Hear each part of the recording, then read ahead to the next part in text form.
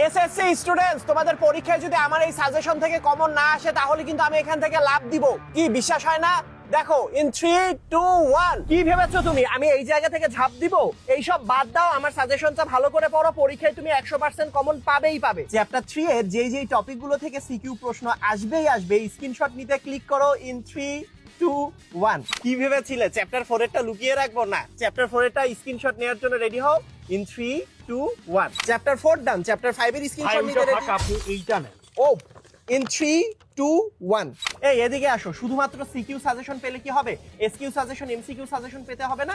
এই সাজেশনগুলো পেতে এখনই ভর্তি হয়ে যাও আমাদের শেষ মুহূর্তের প্রস্তুতি কোর্সের লিংক কিন্তু কমেন্টে দিয়ে দিলাম। এবার চ্যাপ্টার 6 স্ক্রিনশট নিতে ক্লিক করো। ইন 3, 2, 1। চ্যাপ্টার 7 স্ক্রিনশট নিতে ক্লিক করো। ইন 3, 2, 1।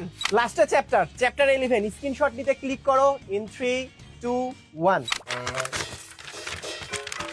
আরে দূর, তোমরা এরকম কনফিউজড হইও না। আমি যেই সাজেশনগুলো দিয়ে দিয়েছি সেখান থেকে পরীক্ষার প্রশ্ন কমন পাবেই পাবে। তোমার কোন চ্যাপ্টারটা সবথেকে বেশি কঠিন লাগে সেটা কমেন্ট সেকশনে জানাতে ভুলো না, এবং টেস্ট পরীক্ষার জন্য অবশ্যই ভিডিওটা সেভ করে রেখো।